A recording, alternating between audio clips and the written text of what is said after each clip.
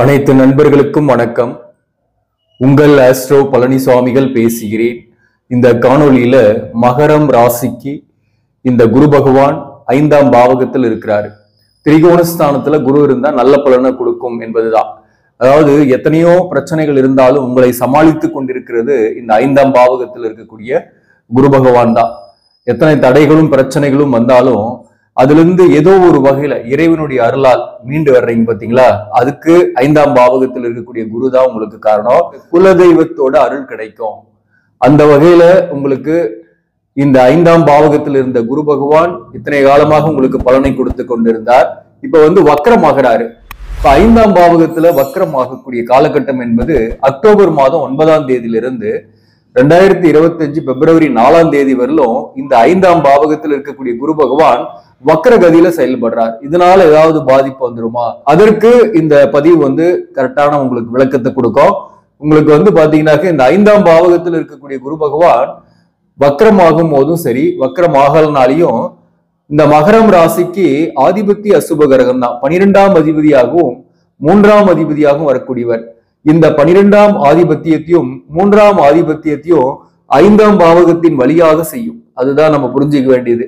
மேலும் இந்த குரு வக்ரமாகிறதுனால உக்கிரமாக செயல்படும் அப்படின்னு நீங்க கேள்விப்பட்டிருவீங்க.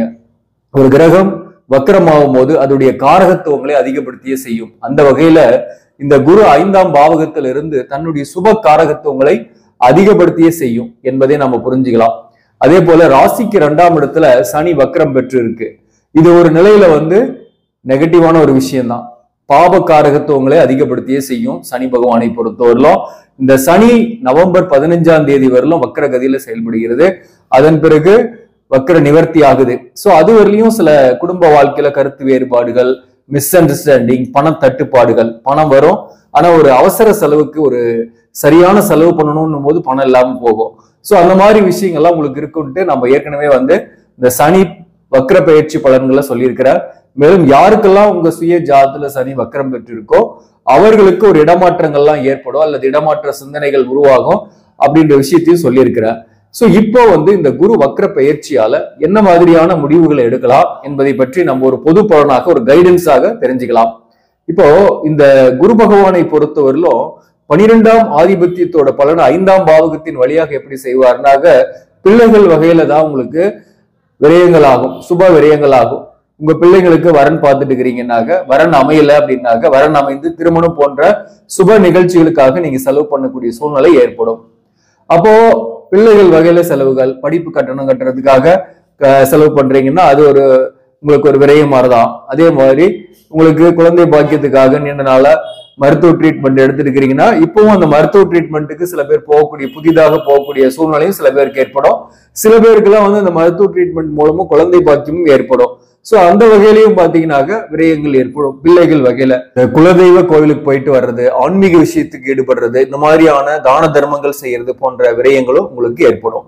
இதெல்லாம் சுப விரயங்கள் பண்ணிட்டேன்னா உங்களுக்கு உடல்நலத்துல பாதிப்பு எதுவுமே வராது, பிரச்சனையே வராது. அசுப விரயத்துக்கு போக வேண்டிய அவசியமே இல்லை. குறிப்பா 50 வயதுக்கு மேல இருக்கீங்க அல்லது குழந்தைகளாக இருக்கீங்கன்னா கொஞ்சம் உடல்நல பாதிப்பு ஏற்பட்டு நீங்கும். அதுவும் நவம்பர் 15ஆம் தேதிக்குள்ள அந்த உடல்நல பாதிப்பு ஏற்படாம மருத்துவ செலவு செய்யாம இருக்கணும்னாக நீங்க கொஞ்சம் தான தர்மம் பண்ணிடுங்க, சுப விரயங்கள் ஏற்படுத்திங்க. அது உங்களுக்கு நன்மைகளை கொடுக்கும். அதாவது இந்த நேரத்துல ஒரு ஜுவல்லரி வாங்குறது, ஒரு ஆடம்பர பொருட்கள் வீட்டுக்கு தேவையானதை வாங்கிடுறது, அல்லது கையில இருக்கக்கூடிய பணத்தை பயன்படுத்தி நீங்க சொத்துக்கள் வாங்குறது, வாகனம் வாங்குறது போன்றவை எல்லாம் கூட சுப விரயங்கள் தான். சோ அந்த மாதிரி இன்வெஸ்ட்மெண்ட் ஓரியன்டாவும் இந்த காலகட்டத்தில் உங்களுக்கு செலவாகும் குறிப்பா. அதே போல இந்த குரு பகவான் 3ஆம் பாவகத்தோட அதிபதியாக வர்றதுனால முயற்சிகள் அதிகமாக செய்வீங்க. இத்தனை காலகட்டமாக முயற்சி இன்றி இருந்திருப்பீங்க அல்லது முயற்சி செய்தும் பலன் இல்லாம இருக்கும். அந்த வகையில இப்ப நீங்க செஞ்சீங்கன்னா முயற்சி அது அற்புதமாக வேலை செய்யும். எந்த ஒரு முயற்சி எடுத்தாலும் அதுல வெற்றியும் உண்டாகும். இந்த 3ஆம் பாவகம் என்பது தைரியம், வீரியம் ஸ்தானம். இப்போ தைரியம் கூடும், உங்களுக்கு வீரியம் அதிகமாகும். அதன் மூலம் யோசிச்சுட்டு இருந்த காரியத்தெல்லாம் நீங்க தைரியமா இறங்கி செயல்பட போறீங்க. அதன் மூலம் உங்களுக்கு வெற்றியும் ஏற்பட போகுது. அதாவது தடைகளை தகர்த்தெறிவீங்க, அதுதான் முக்கியம். நிறைய தடைகள், படிக்கக்கூடிய மாணவர்களாக இருந்தீங்கன்னா கூட படிக்கிறதுல சில தடைகள், கான்சென்ட்ரேஷன் வைக்க முடியல, படிச்சா மனசுல நிக்கலன்ற ஒரு தடை, பிரச்சனைகள், சக மாணவர்களால சில பிரச்சனைகள், இதெல்லாமே நீங்க இந்த குரு வக்கரத்தால தாண்ட போறீங்க. அதே போல உங்களுடைய திறமைகளும் இந்த நேரத்துல கூடும். அதுதான் முக்கியமான விஷயம்.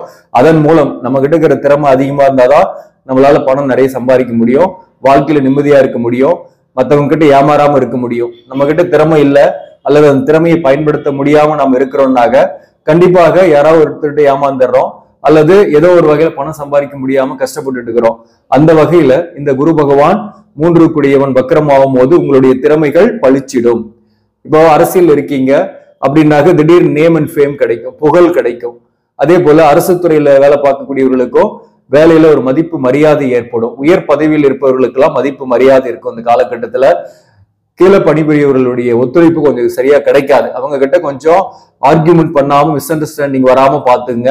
அதே போல வேலையில இருப்பவர்களுக்கு ஒர்க் ப்ரெஷர் இருந்தாலும் மதிப்பு மரியாதை இருக்கும். கடந்த காலத்தில் இருந்து வந்த அந்த இடமாற்ற சிந்தனைகள் நவம்பர் மாதம் 15ஆம் தேதிக்கு பிறகு குறையும் அல்லது புதிய வாய்ப்பு கிடைச்சு நல்ல ஒரு இடத்துல ஜாயின் பண்ணக்கூடிய வாய்ப்பு உங்களுக்கு ஏற்படும். வேலையில தொலைதூர பயணங்கள்லாம் உங்களுக்கு சாத்தியம் இருக்கு. அந்த தொலைதூர பயணத்தின் மூலம் ஒரு புதிய வாய்ப்பு சில பேருக்கு கிடைக்கும். வெளிநாட்டுக்கு முயற்சி பண்றீங்க அல்லது வெளி மாநிலத்துல முயற்சி பண்றீங்கன்னாக்க தாராளமா செய்யுங்க, கண்டிப்பா வாய்ப்புகள் இருக்கு. மேலதிகாரிகளுடைய தொல்லைகள், பிரச்சனைகள், பிரஷர் இருக்கிறவங்களுக்கு இந்த நவம்பர் 15க்கு பிறகு ஓரளவுக்கு குறைஞ்சு நீங்க நிம்மதியா இருக்க போறீங்க. அல்லது அவங்க உங்க பாதையை விட்டு விலகுவாங்க அல்லது நீங்க அவங்க பாதையை விட்டு விலகி வேற ஒரு கம்பெனியில போய் ஜாயின் பண்ணக்கூடிய வாய்ப்பு வரும். அரசு பணியில் இருப்பவர்களுக்கு நல்ல ஒரு இடமாற்றமே வரப்போற 2025 பிப்ரவரிக்குள்ள ஏற்படக்கூடிய வாய்ப்பு உண்டு. அதன் மூலம் உங்களுக்கு பிரச்சனைகள் தீரும். இந்த குடும்ப வாழ்க்கையை எடுத்துக்கிட்டாக்க கருத்து வேறுபாடுகள்லாம் நவம்பர் மாதம் வரல இருக்கும். நீங்க ஆர்கியூமெண்ட் பண்ணாம இருக்கணும். கணவன் மனைவிக்குள்ள கூட ஒரே வீட்டுல இருக்கீங்கன்னா கூட பிரிந்திருக்கக்கூடிய சூழ்நிலை அல்லது ஒன்னாவே இல்லாத ஒரு சூழ்நிலை எல்லாம் நிறையவே இருக்கும். ஏன்னா 2ஆம் பாவகத்துல சனி பகவான் இருந்து வக்கரம் பெற்று இருக்கிறதுனால திடீர்னு எதையாவது ஒன்று நீங்க பேசிட்டு மற்றவங்க கிட்ட விமர்சனங்களை வாங்கக்கூடிய சூழ்நிலை ஏற்படும். அதனால அவசரப்பட்டு எதுவுமே பேசாம இருக்கிறது நன்மையை உங்களுக்கு ஏற்படுத்தும். பண விஷயத்துல செலவு பண்ற விஷயத்துல கவனமா இருங்க. பணம் வரும், அதாவது செய்யக்கூடிய தொழில் மூலம் பணம் வரும். அதுல நீங்க கவனமாக இருக்கணும். இல்லைன்னா ஒரு தகுந்த சமயத்துக்கு பணம் இல்லாம கடன் வாங்கக்கூடிய சூழ்நிலை ஏற்படும். இதெல்லாம் நவம்பர் மாதம் 15ஆம் தேதி வரலாம். இந்த சனி வக்ர நிவர்த்தி ஆயிட்டாக உங்களுக்கு பெரிய அளவுக்கு விரயங்கள்லாம் குறையும். ஓரளவுக்கு கையிருப்பு இன்வெஸ்ட்மெண்டா போகும். அப்போ வரக்கூடிய பணத்தை நீங்க இன்வெஸ்ட்மெண்டாவோ அல்லது ஏதோ ஒரு வகையில சுப செலவுகளாவோ சுப விரயங்களாகவோ செய்யும் போது உங்களுக்கு இந்த காலகட்டத்தில் நன்மைகள் ஏற்படும். அதே போல கணவன் மனைவிக்குள் ஒற்றுமை பெருசா இருக்குமானாக்க இந்த நவம்பர் மாசம் வரலும் ஒரு மிஸ் அண்டர்ஸ்டாண்டிங் இருந்துகிட்டே தான் இருக்கும். அதன் பிறகு பாத்தீங்கன்னாக்க ஓரளவுக்கு ஒற்றுமை ஏற்படக்கூடிய வாய்ப்புகள் உண்டு.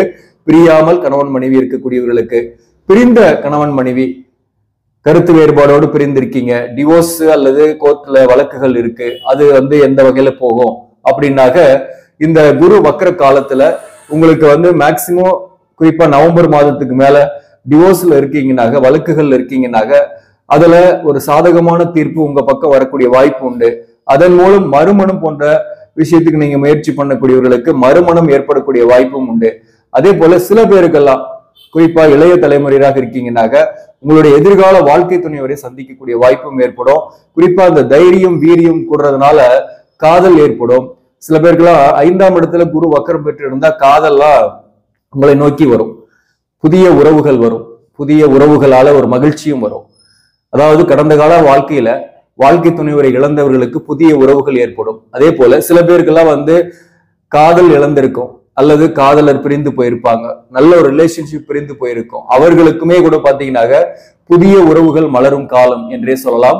இந்த 4 மாதத்துல ஏதோ ஒரு வகையில உங்களுக்கு எதிர்பாலினுடைய அஃபேர் ஏற்படும். நீங்க கவனமா இருக்க வேண்டிய ஒரே ஒரு விஷயம் எதுனாக்க உடல்நல விஷயத்துல கவனம் செலுத்திக்கணும். பணத்தை சுப விரயம் பண்ணிட்டீங்கன்னா அசுப விரயம் வராது. தேவையில்லாத செலவுகளை செஞ்சுட்டு ஒரு முக்கியமான செலவுக்கு பணம் இல்லாத ஒரு சூழ்நிலை ஏற்படுத்தி கொள்ளக்கூடாது. அதே போல வாக்குவாதம் செய்யாம இருக்கணும். வேலை விஷயத்துல நவம்பர் மாசம் 15ஆம் தேதிக்கு மேல உங்களுக்கு சனி வக்கரம் ஆகாதவங்க, உங்க சுய ஜாதகத்துல சனி வக்கரம் ஆகலைன்னா நவம்பர் 15க்கு மேல நீங்க முயற்சி பண்ணுங்க, கிடைக்கும். உங்க ஜாதகத்துல சனி வக்கரமா இருக்கு அப்படின்னாக்க இந்த காலகட்டத்திலேயே முயற்சி பண்ணுங்க, உங்களுக்கு புதிய வாய்ப்புகள் கிடைக்கும்.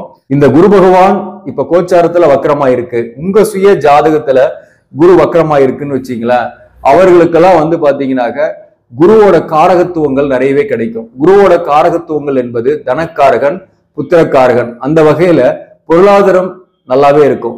வியாபாரம் பண்றீங்க, பிசினஸ் பண்றீங்க அப்படின்னாக்க கடந்த காலத்துல இருந்த சேல்ஸை விட கூடுதலாக சேல்ஸ் ஆகி உங்களுக்கு பண வரவுலாம் நல்லாவே இருக்கும். அல்லது ஒரு கையிருப்பு மத்தவங்க கிட்ட கொடுத்து வச்சிருக்கீங்க, அந்த பணத்தை கேட்டு வாங்க முடியலன்னாக இந்த நேரத்துல நீங்க ஈஸியா வாங்க முடியும். அதனால முயற்சி பண்ணுங்க. மத்தவங்க கிட்ட கொடுத்த பணத்தை வாங்க முடியும். கடன் கேட்டீங்கனாலே பணம் கைக்கு வரும். தனக்காரகன் பணத்தை ஏதோ ஒரு வகையில கொடுப்பாரு. ஆனா விரையாதிபதியாகவும் குரு பகவான் வர்றதுனால அதை விரயத்தை ஏற்படுத்தவும் முயற்சிப்பாரு. நீங்க தான் சுப விரயமா பண்ணி புத்திசாலித்தனமா இதுல இருந்து வெளியே வரணும். புத்திரபாக்கியம் இல்லாதவர்களுக்கு புத்திரபாக்கியம் ஏற்படக்கூடிய வாய்ப்பு உண்டு. திருமணம் நீண்ட நாளா ஆகாதவர்களுக்கு கடன்கள் வரும்.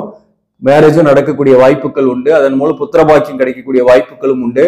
மேலும் பாத்தீங்கன்னாக்க புத்திரர்களுக்கு ஒரு வேலை கிடைக்கிறதோ, புத்திரர்கள் மூலம் மகிழ்ச்சி அடைகிறது, புத்திரர்களுக்கு திருமணம் போன்ற சுப காரியங்கள் நடக்கிறது போன்றவையும் இந்த காலகட்டத்தில் நடக்கும். முதல்ல இந்த குரு வக்ரமாகிறது உங்களுக்கு ஒரு பெரிய அளவுக்கு பாசிட்டிவ் தான் சொல்ல முடியும். பல தடைகளை உடத்தெறிந்து நீங்க ஒரு புதிய வாழ்க்கைக்கு போக போறீங்க அப்படின்றது மட்டும் தெளிவா சொல்லலாம். தேவையற்ற சிந்தனைகள்லாம் உங்களை விட்டு விலக போகுது. தெளிவான சிந்தனையோடு நீங்க பயணிக்க போகக்கூடிய காலகட்டம் தான் இந்த 4 மாதம். இதே மாதிரி வாழ்க்கை முழுக்க தெளிவாகவே பயணிச்சீங்கன்னாக்க வாழ்க்கையில அடிக்கடி ஏற்படக்கூடிய துன்பங்கள் இல்லை. குறிப்பா அந்த திருவோண நட்சத்திரத்தில் பிறந்தவர்களை பொறுத்தவரையிலும் அடிக்கடி மனது பாத்தீங்கன்னா அலைப்பாயும், அல்லது இல்லாத நினைச்சு கவலைப்படும். எல்லாமே இருந்தா கூட ஏதோ ஒண்ணு இல்லைன்னா அதை நினைச்சு கவலைப்பட்டுட்டே இருக்கும். அதே போல ஒரு 10 நாள் நல்லா இருந்தா 10 நாள் சோகமா இருக்கிறது. இப்படி மனம் மாறி மாறி இருக்கும். ஒரு வேதனையிலே இருக்கிற மாதிரி இருக்கக்கூடிய சூழ்நிலை திருவோண நட்சத்திரத்தில் இருப்பவர்களுக்கு இருக்கு இல்லையா? அது அவர்களுடைய பிறவி பயன். ஆனாலும் அதை நம்ம புரிஞ்சுக்கிட்டு நம்ம என்னைக்கும் ஒரே மாதிரி சராசரியாவே வாழ்ந்துட்டு போயிட்டுன்னு வச்சுங்களேன், தோக்கவும் மாட்டோம். பெருசா நம்ம ஜெயிச்சிட்டோம்னு ஆனந்தப்படாம அமைதியா இருக்கும் போது நம்ம வெற்றியை பார்த்து மற்றவங்களால பொறாமைப்பட்டு நம்ம விழவும் மாட்டோம். சோ அந்த வகையில திருவோண நட்சத்திரத்தில் பிறந்தவர்களுக்கும் இந்த குரு வக்ரம் என்பது மிகப்பெரிய அற்புத பலனை கொடுக்க போகுது. ஏன்னா அந்த குரு வக்ரம் ஆகுறதே ரோகிணி நட்சத்திர சாரத்துல. அப்போ நிச்சயமாக திருமணம் ஆகாதவர்களுக்கு திருமணம் அமையும். வாழ்க்கை துணையருடைய சப்போர்ட்டோட சொத்துக்களோ இன்வெஸ்ட்மெண்ட்டோ வாங்கக்கூடிய வாய்ப்பெல்லாம் திருவோண நட்சத்திரத்தில் பிறந்தவர்களுக்கு ஏற்படும். அதே போல அவிட்டம் நட்சத்திரத்தில் பிறந்தவர்களுக்கும் திருமண வாழ்க்கையில பிரிந்திருக்கக்கூடிய கணவன் மனைவிக்கு ஒரு நல்ல சொல்யூஷன் கிடைக்கும். அது உங்க சுய ஜாதகத்தின்படி கலசர தோஷம் இல்லாம இருக்குன்னாக 2 பேரும் சேரக்கூடிய வாய்ப்போ, அல்லது தோஷங்கள் இருந்து பிரிந்திருக்கீங்கன்னாக மறுமணம் போன்ற அமைப்புகளோ உங்களுக்கு ஏற்படக்கூடிய வாய்ப்பு உண்டு. அதே போல தொழில் ரீதியாக பாதிக்கப்பட்டிருக்கக்கூடிய அவிட்டம் நட்சத்திரத்தில் இருப்பவர்களுக்கு தொழிலில் இருந்து வந்த பிரச்சனைகளும் பிரச்சனை கொடுத்தவர்களும் உங்களை விட்டு விலகுவாங்க. அதே சமயத்துல உத்திராடம் நட்சத்திரத்தில் பிறந்தவர்களுக்கு இந்த நேரத்தில் சுப விரயங்கள் ஆகும். உடல்நல விஷயத்துல கொஞ்சம் கவனம் செலுத்தீங்க.